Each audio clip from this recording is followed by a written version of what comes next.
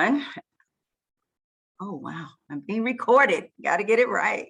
Good afternoon. I am Funmilayo Devoe, Gina, Funmilayo. I have several names. Tonight, I want to just chat with you a little about critical race theory, what it is, and what it's not. So I will apologize quickly. I'm using one monitor, so I'm going to be maneuvering various monitors here. But I'm going to get started with my PowerPoint. Do you all see that PowerPoint? You don't see? Yeah. Okay. It just loaded. All right. All right. So critical race theory, or CRT 101, what it is and what it's not. First, as was mentioned, I am a teacher. I've been teaching for I had been teaching for almost 20 years. I currently work in Atlanta Public Schools in the district office. My official title is Coordinator of Equitable Schools and Academics in the Center for Equity and Social Justice. Atlanta Public Schools has just opened up. We are right at a year that we've had an entire department, Center for Equity and Social Justice. I'm extremely excited to do this work because as a student and graduate, if you will, of Antioch, this is what we're trained for. This is the moment that we've been trained for. So today I will start by saying I don't know everything.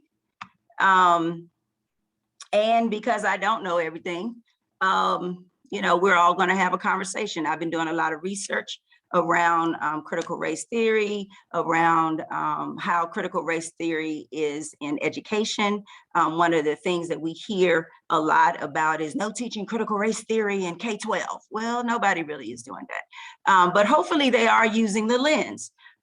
So I have introduced yourself. I cannot see my screen. So what I'd like for you to do in the chat, please, you probably can see what I'm looking at, huh? If I put that up there. Did y'all see my chat? Okay, good. Can anybody hear me? No, yes, it's okay. grayed out. It's grayed out for us, but it's on top of your slide. So you don't see the chat at all? All right. Not yours. So what I'd like for you to do quickly, just put name, where you from, and fun fact. I can't see that. Name, where you from, fun fact about you. So my name is Gina. I don't know what that is. My name is Gina. Thank you for putting pronouns. My pronouns are she and hers. I am originally from Washington, D.C. Fun fact, I am a musician. I've been playing since I was 7. Long time. So I see Los Angeles in the house.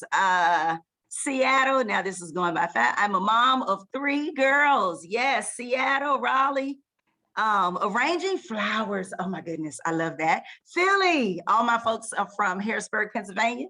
And this is going by very, very fastly, if that's a word. Oprah, that's all I saw, a dancer. London, yes, yes. So as you all share where you're from, I hope that okay, I'm going to breathe and slow down. I hope that we all land in this place so that we can have this fun yet difficult and needed conversation. So my community agreements, hopefully we can agree to these 3 things. 1, assume good intention. We are all here to learn. As a classroom teacher, I had one rule in my class, along with some other ones, but this one, we are all here to learn. I don't know everything. You don't know everything. We're going to share what we know. Number 2, be okay with not knowing. Obviously, I've made an example of that. I've modeled. Be okay without knowing or with non-closure. So you're not going to get a full lesson in 30 minutes. You're not going to truly understand critical race theory, but I hope that this will spark your interest to, oh, somebody said they're a trombone player. I'm a trombone player. Oh my God. Okay.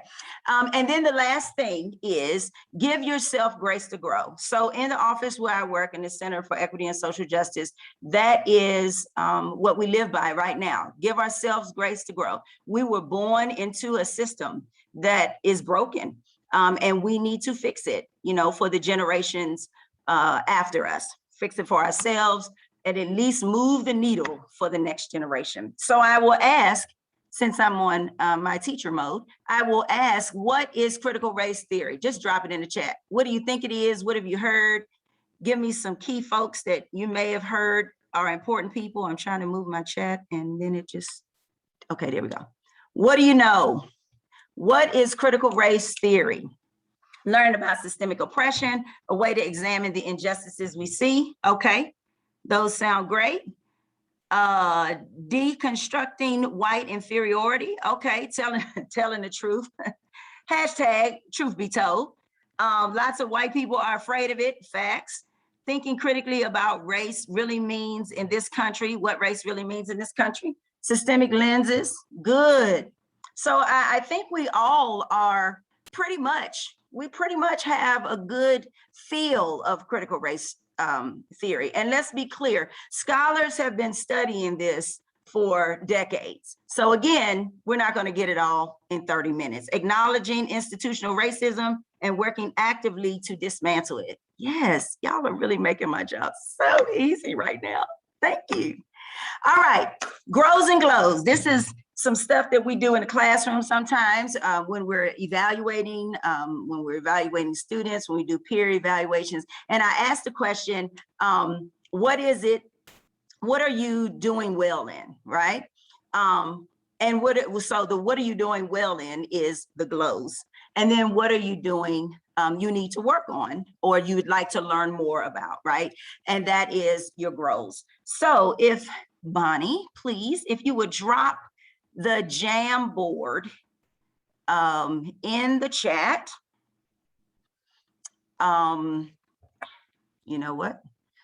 I need to try to pull that up. And so if you go to the Jamboard, there should be 2 slides there. I'm not looking at it right now, but there are 2 slides within the Jamboard. One slide is the grows and one slide is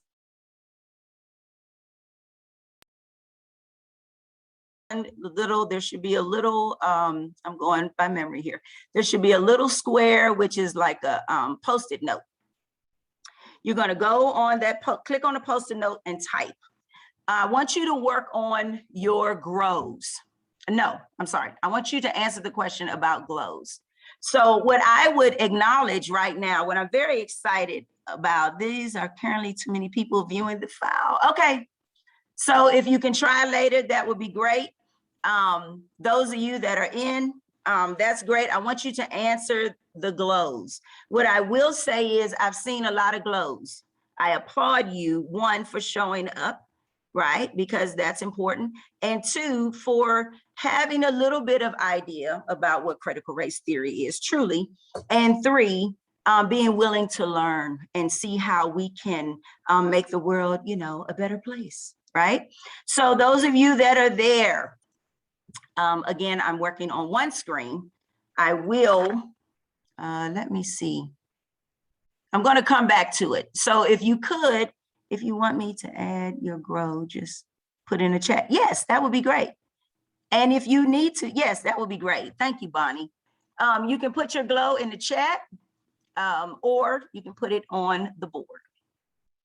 So I'm going to give you a few moments on that just to process. What are your glows? What are you doing well with?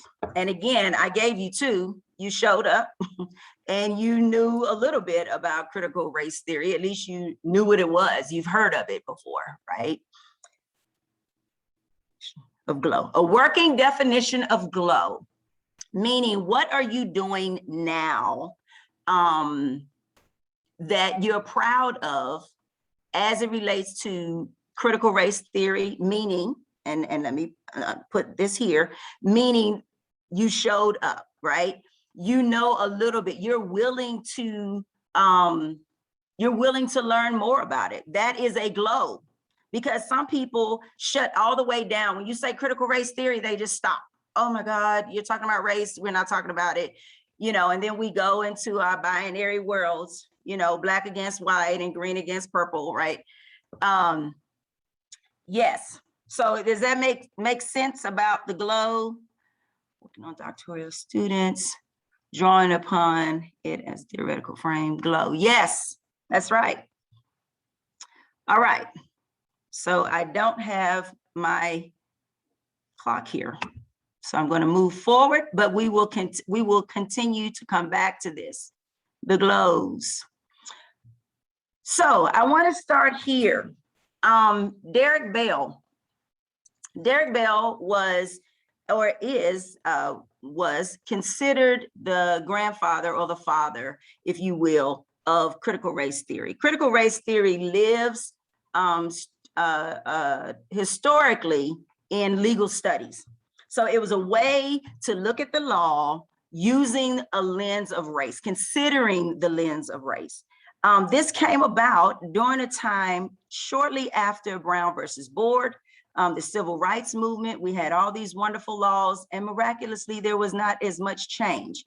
And it was a slowdown. It was a slowdown period. So at that point, scholars such as Derek Bell came together and they started trying to make meaning of this. While we don't want to always acknowledge race, race is a social construct in this country, one. And because it's a social construct, everything that we do, one way or another, may consider race, right? And so I'm gonna leave that there for you. Everything that we do, we're in a system that judges things on race. White, what do the white kids do? What do the black kids do? And I'm speaking as a teacher here. How do the white children fare in math and the black children fare in math? And then we branch out, how do the Latinx students fare? How do the Asian students fare? So we do this thing with race, and it's a creation, and we have to be honest about what it looks like, particularly as it relates to the legal system. So this is what Derek Bell did. His thing was looking at the laws, the civil rights laws that had been taking place, and to see how far having these laws, how far Black people specifically were able to move, or were we able to move. He was the first tenured African-American professor of law at Harvard. And he is, as I said, considered the father of critical race theory. So it is important to understand that this started as a scholarly lens to analyze race and how and the relationship of race as it relates to the law. So as a teacher, and I'm going to keep bringing that up because that's my lane, right? So as a teacher, I'm looking at how educational policies are made as it relates to race. And all it does is give us a critical way of saying, when we created this law, does this law, how does this, wait, let me say it this way. Who's minoritized by this law and who's majoritized by this law? Who's binaries again, who's winning, who's losing, right? So keep Derek Bell in mind. I will say, maybe you all know, his wife, Janet Bell, she graduated from Antioch PhD program. So I'm excited that she is also doing this work, just like her late husband, Derek Bell. The next person that I want to bring to the front is Kimberlee Crenshaw.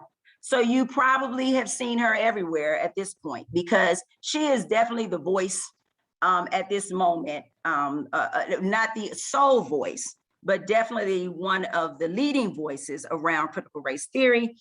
She's created the African American Policy Forum. She's done marvelous work around critical race theory. Many of you may know her work with intersectionality. So when you think about Kimberlee Crenshaw, now you look at the law And then you look at the intersectionalities of race and gender, race and class, race and property, right? So you look at how these things intersect, and then you think about intersectionality within the people, within a person. So let me give you an example. I am a Black queer woman, right? So I'm Black, and then I'm a woman, and then I'm queer, and I'll add educated to the fact, right? And so how does my experience in this world move about? How do I move about in the world with those intersectionalities? Because some things are direct, might be a Black issue, right? Some things might be a gender issue. So if I were to say, and this is only speaking of myself, when I was in a classroom, particularly the last couple of years that I was in the classroom, I was not teaching critical race theory because you don't necessarily teach that to high school kids, but I was challenging my students to look at things from the lens of race, gender, and class, and then any other oppression that you want to add to the mix. So as an English teacher, I'm saying to them, let's think about perspective, point of view. So when that law was created, how would gender, is that law beneficial for gender? Is this policy beneficial for gender? Is this test beneficial for gender? And then you can go the gamut. But again, we don't have that much time. So Kimberlee Crenshaw, she's a professor of law at Columbia, and she's also a pioneering scholar of critical race theory, of intersectionality, of feminism, Black feminism, and she is all over the web. I will say, before I move this slide, I was able to participate in a critical race theory summer school this year. Fabulous. That's another day. I have to tell you about that another day. And I will bring in Gloria Ladson Billings. So as an educator, Gloria Ladson Billings was the first person to bring critical race theory in, or thinking about through the lens, let me say it differently. Gloria Ladson Billings was the first person to consider critical race theory in education. So, and that's where I started earlier about looking at how policies are created, how laws, educational laws are created, how educational reform is looking through the lens of race, looking through the lens of race. So a little about her: she's a professor of education, first Black woman tenured at University of Wisconsin-Madison School of Education. Of course, her work lives around critical race theory and culturally relevant pedagogy. And that definitely, when you think about, and I'll just give you a little bit about that, when you think about culturally relevant pedagogy, you are basically considering the cultures in your classroom as you're teaching. So when a student is able to see themselves in the curriculum, right, they are more, they will learn better, right? And there's research around that. So that's where she landed. That's her definitely claim to fame, I would say. And then intersectional, or the intersection of race and property. So that's where she really looked at how education and how our students are faring because of the intersection of race and property. So whether the property is social. Yes, exactly. I'm looking at CRT as a social construct began with the doctrine of separate but equal. It was separate, but it was not equal, right? So really, even thinking about property, which is one of the things that I'm looking at in my own research, and whiteness as property. And so when you think about whiteness as property, you're thinking about the benefits that have happened, right? Because of who's winning. And again, we don't want to, we have to acknowledge the binary of winners and losers. And that is problematic, right? So I'm going to leave that there. And we'll move to another, just a list of other scholars. There are many, many people doing this work. This has been around since the 70s, I believe the 70s, the 80s. Again, they say Derek Bell, meaning one of the fathers. But if you go back to other scholars long before that was doing this work, but not necessarily with that language. So you have Derek Bell. I think I have not put his name here, Alan. I need to look up Alan's name, my apologies. Matsuda, Charles Lawrence, Kimberlee Crenshaw, Delgado, Gloria, Ladson, Billings in education, Adrian Dixon in education, and many, many more. I added this line here because I want you to also think of, because the way that critical race theory was created and it was transferable, and that transferability has enabled other people to use lenses to be very specific about how does this law, how does this policy, how do these practices, right? So even in your job, how do these practices that we do affect different types of people, different intersectionalities? So you have, I put it in here, lat crit, you have career quit, you have discrit, etc. All of these, and I'm sure as time goes on, we'll find other ways to really look at how people live, what their experiences are, as it relates to policies and procedures, right? So let me stop for a minute. Am I going too fast? Usa, put it in the chat. Gina, you're going too fast. You all right? Somebody talk to me. What you got? Going great? Okay, everybody take a deep breath. Right, let's just pause. Whoo, because this is heavy. Oh, come on, Dr. Davis. Oh my God, don't make me cry, Dr. Davis. As C14, Antioch, I'll just throw that out there. So with that, again, this is merely an overview. And because I'm an educator, I'm going to present, my overview is showing you where education fits, particularly K-12, but even on a college level, right? Thank you, Alan Freeman. Thank you. Alan D. Freeman, that was the other name that I was looking for. So now I want to look more at tenets, the tenets of critical race theory. Right, 5 points, 10 points actually, because you helped me out. You make me look good, thank you. So the tenets of critical race theory, I used specifically from this book. I pretty much copied it straight out of the book. Words That Wound, Critical Race Theory, Assaultive Language, and the First Amendment. You want this in your life. I said it, you want this in your life. You can't see it, that's right. Okay, so I'll show you after I take the after I take the background off. My apologies again. So let's look at some tenets. One, critical race theory. These are things that critical race theory does. It recognizes that racism is endemic to American life. No matter how much we don't want to hear it, no matter how much we try to run from it, have you ever noticed that every time we try to run from things, it just keeps coming back? And we have to face this reality. Racism, the country was built on racism. When you think about the enslaved Africans, my ancestors, you have to understand that there were some systems that were in place to justify slavery or enslaving people, right? So it's not enough to recognize it, but that's what we're starting with. Recognizing that racism is endemic to American life. Number two, expresses skepticism towards dominant legal claims of neutrality, objectivity, colorblindness, and meritocracy. In my lane as a teacher, meritocracy and testocracy, problematic.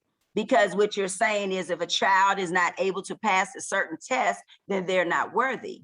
Oh, how did you say worthy, Gina? Worthiness goes by, if your test score is not good enough, what square can you, what zip code will you ultimately live in? And I didn't even address that yet, but I will. So these are two things. Here's the next set. Critical race theory challenges ahistoricism and insists on contextual historical analysis of the law. That's the powerhouse right there. Let's pause on that one. Critical race theory challenges the context in which laws are practiced, laws are carried out, no matter where you are, whether you're in school, whether you're in the law profession, whether you're a lawyer. What is the context? What is the historical reference, the political context, the social context? How do other people experience this? Because we then have to prioritize those narratives. We can't live on the normative. The normative is not normal for everyone. The normative is only normal for some.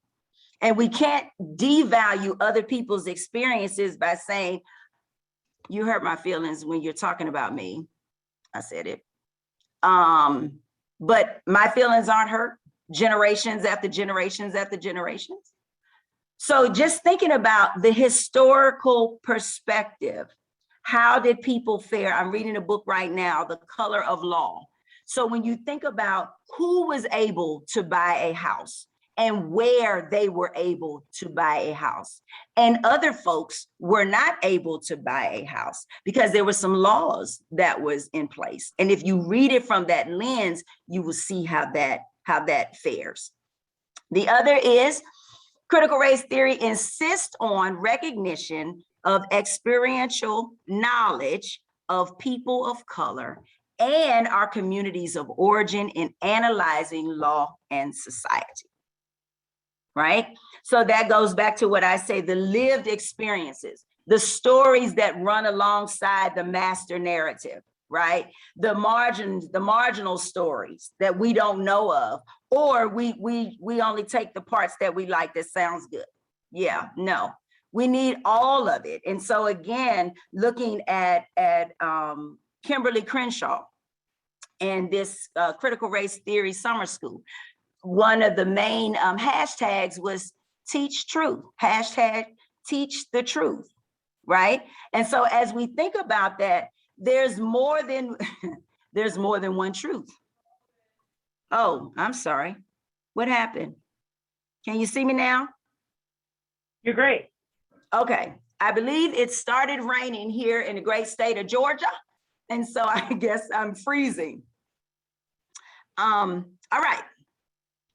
People of color, storytelling, narratives, different types of stories, and listening and understanding the lived experiences of othered, meaning people that we've othered, and we've othered for various reasons. I think this is the last one on critical race theory is interdisciplinary and it's eclectic. So like I said, it's not, it starts with race. If we address race, then we can probably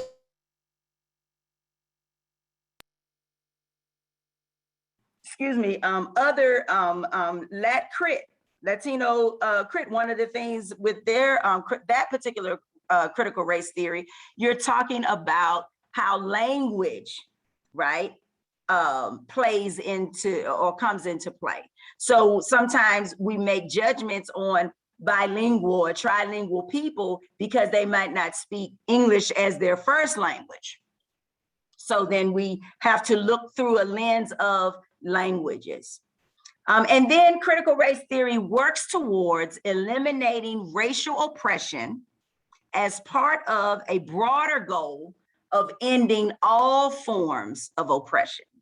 So sometimes, when we talk about Black Lives Matter, I'm going to say it. When we talk about Black Lives Matter, all of a sudden, Blue Lives Matter, all of a sudden, all lives matter. And I love something that I heard someone say before. It's like, imagine driving down the street and there's a house on fire. The fireman is going to go to the house that's on fire. They're not going to put water on the rest of the houses. And so even within Black Lives Matter, we have to address Black trans lives matter. Black bilingual lives matter, right? So that's where that intersectionality comes in. So the beauty of critical race theory is because it's eclectic, because it draws on different lenses, right? From the law, from feminism, Black feminism, womanism, Latino critical race theory. I mean, because it draws on so many areas, it's transferable to give us more of a kaleidoscope lens. And isn't that what we're talking about when we say equity, right? So just, this is probably my favorite part of this critical race theory, that it works towards not only eliminating racial oppression, but the broader goal of all forms of oppression in this country specifically, and hopefully in the world. My resources, I will apologize, I did not write this in APA format. These are the main books that I use. I have a long list. Critical race theory themes, book that I spoke about earlier. Critical race theory, the key writings that form the movement. That's Crenshaw edited that. Critical race theory and introduction. We talk about Delgado, and then toward a critical race theory in education. Now, I did not intentionally. I did not say what critical race theory is not. Let's just say some of the things that are publicized right now, it's probably not that, right? So I'm going to stop sharing because I know I gave you a mouthful and I was trying to, I'm not even looking at the time. How did I do on my time? Did I do all right on my time? You're awesome. You got 4 extra minutes per question. All right, so we can take more than 4 minutes worth of questions. But I wanted us to, again, just think about what do we see? What do we hear? What do we feel? What are we not listening to? Whose voice do we not know? Do we not hear? And these are those kind of questions when you start analyzing as scholars, as students, as teachers, right? No matter what your profession is, we have to include all voices, right? So we also be revisiting Grows. Yes, thank you. We also will be revisiting Glows and Grows. Can you give some instruction for the Grows page, and we can let people type them in while we're chatting? So this is going to be a vulnerable place here. So let us all breathe, and I will give you an out. You don't have to put it on here if you don't want to, but please write it down and reflect on that. Can you say that again? You cut out for a second. Oh, so when you think about Grows, after whatever you've seen in this presentation or heard, what are your next steps? Where do you need to grow? What do you want to push in on? And again, this is decades worth of research. Obviously, we're not going to do all of that right away, but what is your beginning point? And as you're thinking about that, I want you to also, if you have any questions that I can answer, please ask them. And if you have questions that I cannot answer, I'll probably be able to tell you where we can find it. There is a light slide icon on the Jamboard. Click the right. Oh, thank you. She's giving us directions. So the first one, I think I did it correctly. The first page is Glows, and the second page should be Grows. Is that correct? Okay. And so Louis has his hand up if you are taking questions. All right, we're taking questions. Give me a question I can answer now. Well, first of all, wonderful job. And of course, you know I love you. So you know I love hearing everything you have to say. Always seem to be Dr. Devoe. So the question I have for you, considering you work in the Atlanta Public Schools, what has been the approach in terms of addressing, dealing with, providing context for Black students as it relates to a critique about racism and white supremacy? And what do you think would be the best approach as we go, because obviously, you know, the public school system doesn't really need critical race theory. They need accurate historical context. So talk to us a little bit with us about that. So first, I'd like to say the center just opened this year, or we're at a year. I've been working there since June. Like anything, it's something that has definitely not been done in Atlanta. And I look at it as a startup business, right? So as a startup business, the first thing you have to do is evaluate. What do you have going on? What's happening right now? So the first things that we've been doing is having consultants come in and actually help us with equity audits. So we've had our first round of equity audits where we're looking at curriculum and how people experience curriculum. We've done, you know, multiple focus groups. We've had both qualitative and quantitative data. And then we have like a whole circle of other ways that we're going to look at equity, look through it, do an equity audit in all aspects of the district. That is the goal. So we've started here, and then we'll be looking at how are we doing our businesses? How equitable are we when we have construction companies or people that want to work with us, right? And then we're going to go around to, you know, the transportation. Well, actually, you know, just the whole. I'm trying to think of the circle in my head. But the first step is that. We're doing, I think, a total of 5 different equity audits that all have different portions that we'll plug into. The next thing that we've done, which is still the first thing that we've done because we've already rolled this out, we have leadership dispositions. So what are the 6? We have 6 dispositions for leaders to consider how they move this equity work. And I will say disposition number 1 is look in the mirror. You know, Michael Jackson, I'm looking at the man or woman or non-binary person in the mirror, right? And that is, so we have 6 equity dispositions for the leaders, as well as 6 equity dispositions for the teachers. So and we have to continuously say we have to have grace to grow. So in our department, one of the things that we really, our chief really pushes us on is being hard on systems and soft on people. So we can sit here and educate folks all day long, but if the system is still the same, the people that you educated are going to be more frustrated because now they want to do something different. They want to move the needle, but the system does not allow them the space to do that. Right. So that is back to our various equity audits. It's like, let's see what systems, what policies, what practices we've been doing as an organization.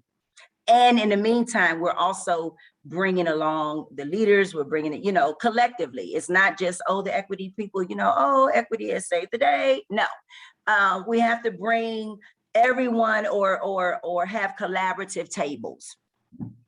Does that pretty much give you like an overview of the approach that we're having? Is that good? Okay. Thumbs up. It looks like we have a question from Andrea. I've just been reporting people on social media who are being racist or writing false information about CRT. What would be the right way to respond to these people if I were to reply to them? Or will these people not learn or try to listen, especially on social media, i.e. not face-to-face? So my chief said this very clearly to me 2 days ago. Our job is to influence, not to convince. Marinate on that one. I also want to follow up on that. I just got done reading the book, and I've mentioned this book before in a couple other presentations, Against Civility by Alex Zamelin. And one of the things that he says is that we are not going to be able to convince those that might be discriminatory or racist to change their minds. He says, stop reaching across the table to bring them over to your side, leave them behind. leave them behind, and eventually they become the minority. And so I just really like, his view on that. It's a great book, Against Civility. It's the hidden obsession with civility and racism. So I'm sure Bonnie's looking it up right now to drop the link in the chat. That sounds really good. And I think it's so much work that needs to be done, centuries of work that needs to be done. Do we really have time to argue with people that don't want to do the work, right? There are so many people that really genuinely want to do the work. So because it's so vast, do we have the emotional space, the mental capacity to fight that, and then fight systems? And then, we have to build collectives to work together to move this needle, to change, to make the world what we said we wanted it to be, right? To make the United States of America what we said we wanted it to be.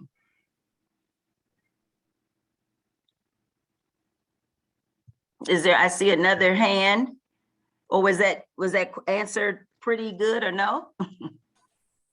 I didn't necessarily agree with what she said in reference to the person that she quoted, and with the book. I didn't really hear it what she said in reference to the book that she was talking about. But from a leadership perspective, if I'm responsible for a building of teachers that are naysayers, I have a responsibility from a systematic perspective to provide them professional development and try to get them on the bus.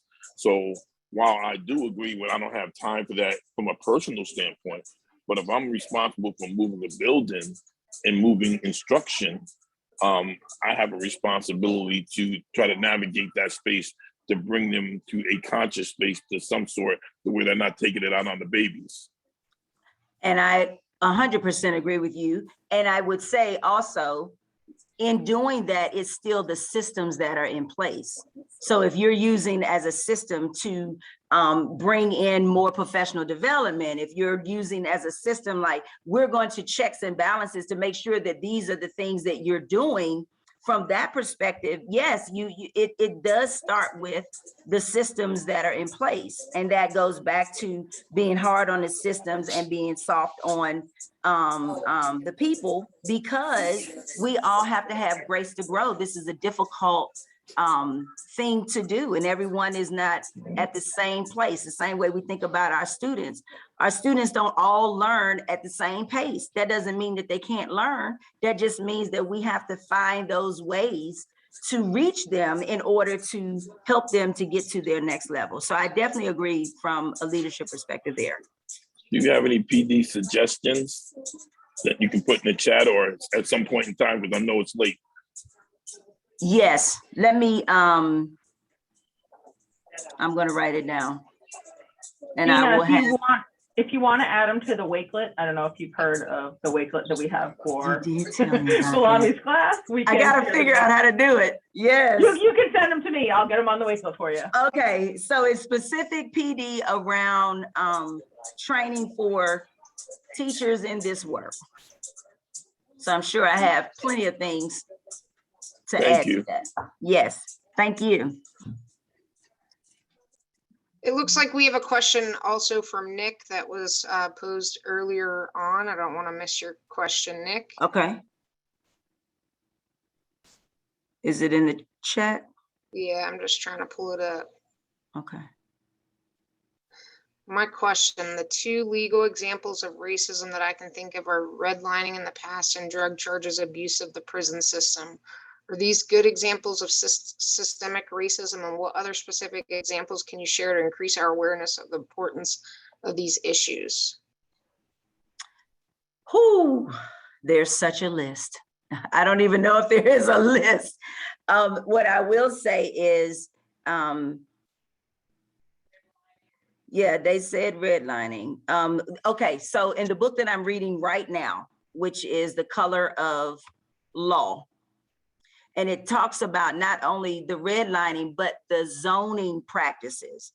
So it took a policy and procedures and of zoning and how we zone certain areas where this is only for single family homes, but you know, how you use the words to exclude Black people and low income people, right? Because then when you could no longer say Black people can't live over here, right? Because there was a time when you could just say that Black people can't live over here. Now you have to say, oh, well, you have to have a certain income to live here, you know? And so there are ways that we use language where you're not saying specifically it's racist.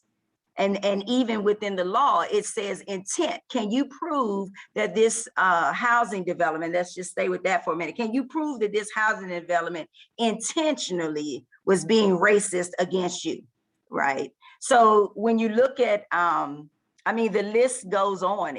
I would venture to say any area that you're interested in, see the research around critical race theory as it relates to that particular topic, if that makes sense.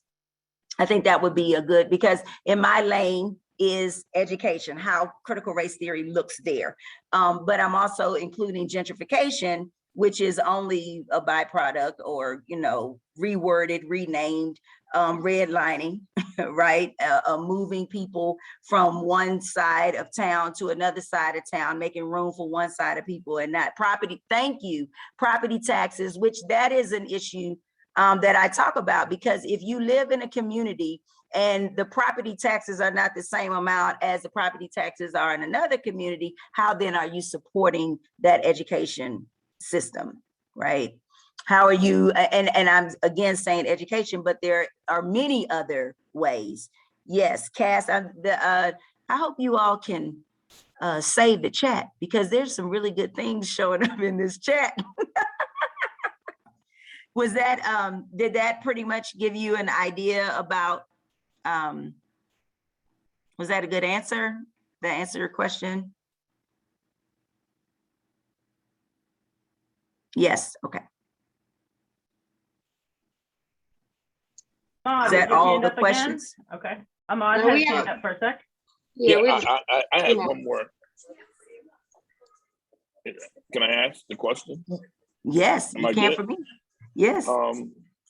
I guess one of the things that we deal with in public education administrators is how do you navigate that space where the young lady who made that comment was spot on, but we're forced to, when they don't get on board, how do we handle the naysayers? Because then what happens is that we're front of the firing squad with grievances by taking the stance that we know is ethically aligned to being Right. what we should be doing. Yeah. And I think that's a difficult, that's the uncharted territory that Atlanta Public Schools is in right now, because as we are trying to move this work, I mean, it's codified already in our mission and vision, you know, that equity is at the forefront, and we have a whole equity division, and our department and our superintendent is like equity or else, right? She's definitely making it known that this is what we're doing. And in the meantime, we're still navigating that space. And it is going to be difficult, because if we can't even sit and have a conversation about what it is, if we can't have a true conversation about race, if we can't even understand why it's important for students to be able to see themselves reflected in the curriculum, we got a long, I mean, the only thing that I can say, real talk, the only thing I can say is I have a job that I'll be able to retire from because it's so much work that needs to be done. Understood. Understood. Look, it'll be a family business. I could be able to pass it down to my children. I need you to do this, and you pass it to your children, right? So that is the $1 million question. How do you navigate it? And I think the short answer would be build up your collective. You know, don't try to do this work by yourself, because it's impossible, and it's a lot of work. Build up your collective, and build up, I will add this because my wife will want me to say this, make sure you're taking care of yourself, your self-care, right? Because this work is very difficult. It's very political, even if we don't want it to be political. But self-care is real, and it should not be a cliche. At some point, you have to pull back and really reflect and think about how you can do it. But I think you would have to definitely build your team out, you know. All right, we got 2 more questions that we're just gonna take. Let's do Okay. Mike. Mike Yu says, how do we avoid being part of the problem when we want to live in more diverse communities and support, but then we are part of the gentrification? Keep learning. You know, you have to go deep. It's a personal journey. Social justice work is a personal journey. First, understanding who you are, understanding your place in this world, understand how you show up, understand the privileges that you have. And that's just not, all of us have privileges, right? Whether it's a zip code privilege, whether it's a job privilege, whether, you know, we have privileges. But I think it's a lifelong event. You must continue to grow. You have to keep studying. You have to keep challenging yourself. You have to keep, engaging with other voices, right? I just think that we'll never know all of it, but are we at least trying to move? Are we connecting with the right voices, right? Do we have the right voices at the table when we're having these discussions? Yeah. And thank you. And Marianne has a question. Have you used the implicit bias test in any way in the Atlanta school system? So we have a couple, before the center opened, we do have some professional development around implicit bias. Now that we're here, we're also going to build that out. Implicit bias training, we're going to build out even with, I think, micro-credentialing, different ways. We also deal with social emotional learning. How we're doing social emotional learning for students, as well as adults. So all of that really kind of goes together, understanding restorative practices, understanding, you know, if you put those things together, you see that does help us to build a more equitable school system. But it's definitely a process. Does that help? Absolutely. I mean, I love hearing you talk about restorative practices because that was my main focus in my more than a buzzword. So when it pops up, I'm super excited for you know, the repair and harm that we've done in our school systems, and you know, how do we look at it from this angle and lens. I'm gonna have you just, we're supposed to end at 8. You guys are all awesome. The 90 of you are still hanging on because we're showing up tonight and showing out. Yes. I wanna just go back to maybe the glows and grows and just view those real quick. Do we wanna share screen? Bonnie, do you wanna share your screen and show the glows and grows, and we can just highlight those real quick? And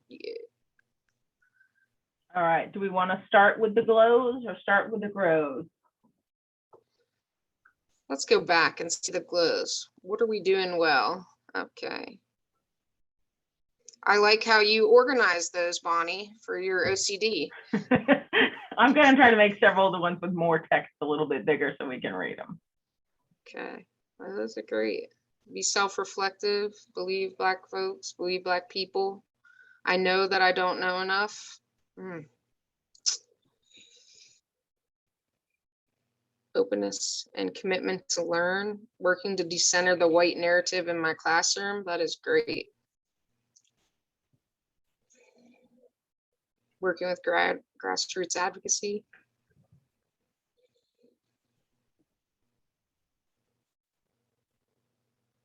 You're muted. Look, I'm just talking away. As we're looking at this, I wanted to add one of the greatest things, and there have been a million things that I've learned from Antioch, but in my the PhD program, one of the things that we talk about, and I've used it since the first day that I started, is the change formula.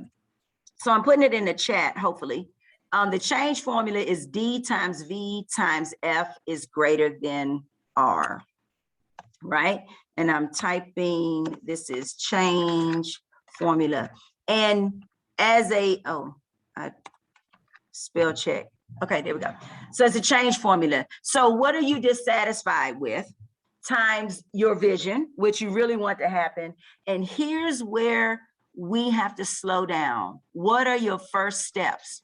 What is the first thing that you're going to do to start, how are you going to start the process? The journey of 1,000 words or 1,000 steps starts with the first, right? And that has to be greater than the resistance. And what is the resistance? The systems, the voices in our own head. And so I love this change formula. Thank you. I love this change formula because it really, I think it's great to think about as we're growing in this work, right? What is the vision that you have for this to be the change in your area? And what is the first step that you're willing to do? So thank you for moving us to the grows. I'm glad that this is anonymous. And that's why I kind of use this, because we really don't know who said what. Let's look at some of these big ideas. Be willing to learn and make reparations, okay?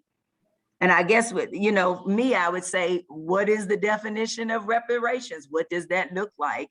And using the change formula again, what are your first steps for that, right? Because we also have to deal with our own stuff. We also have to realize this is difficult. Am I willing to give up my privilege to increase equity? Honey, can you make that big and bold? Because that is the real question. And I didn't even talk about that when you, going back to Derek Bell, he talks about interest convergence. So as long as I'm benefiting from this thing, yes, I'll give you equity as long as I'm getting something out the deal. But how can we give up our privilege to increase equity?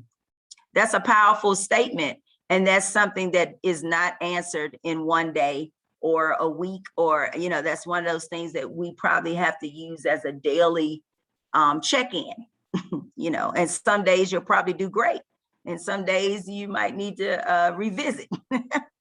Own the places where I am uncomfortable around race and don't let them stop me. Yes, these are wonderful. Speak up when I'm feeling uncomfortable for myself, for those around me, when I'm not sure, being okay verbally with being unsure. We live in a society where it seems like we need to be perfect. That's not real.